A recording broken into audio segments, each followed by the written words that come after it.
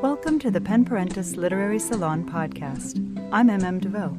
Pen Parentis is a membership organization devoted to providing resources to authors who are also parents. Each month, Pen Parentis presents its literary salon, where notable authors meet and read from their work. These readings are recorded live in New York City.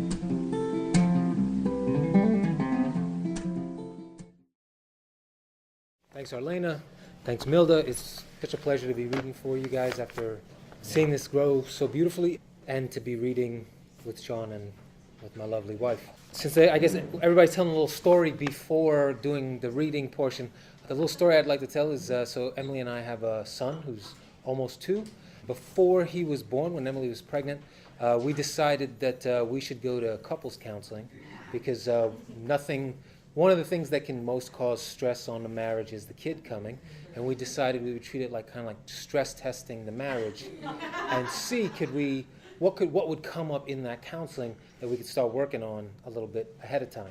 And on my end, the thing that came up, Emily is an incredibly responsible human being. She paid for her entire undergraduate degree while she was an undergraduate working full time, her entire graduate degree while she was a grad student. And I defaulted on all my student loans, disappeared, and doubled all my undergraduate and graduate loans. And I was a complete lout as a debtor. And even though by the time we were together, I was starting to get that stuff together, it still caused Emily no end of fear that she might be hitching herself now permanently with the kid to such a horrible debtor. Yeah.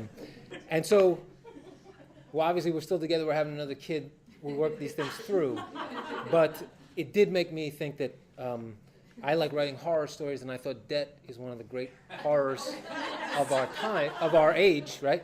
If not every other age. So I just thought I'd read the first 4 pages of a short story, a short horror story called Debt. Read all of it. How many pages is it? It's like 8 pages. All right, well, we'll read all of it. You tell me when to shut up? Give me the hook. Yeah. Okay, give me the hook. Somebody wave. Her cell phone rang for the 10th time in an hour, and for the 10th time she let it go to voicemail. When she opened her purse on the sidewalk, it was only to get her keys. She entered the lobby of her building, but before she reached the elevator, the phone rang again. Reception died inside the rising car, and she breathed audibly with relief. The doors opened, and she walked the hallway to her apartment. 20 feet from her door, the phone buzzed again. She juggled her purse and her dinner and unzipped the purse, ready to throw the phone at the wall. But when she saw the number, a 305 area code, she pressed the button quick. "Mom, are you okay?" "Samantha Cooley, I have been ringing this phone since morning." It wasn't her mother. It was a man. Samantha stiffened. Samantha. It was her father. His calls were as rare as a solar eclipse. She set down her bags, hung her head. "I'm sorry, Dad. I thought you were someone else." Her father cleared his throat twice, a tick that meant trouble. "Samantha, someone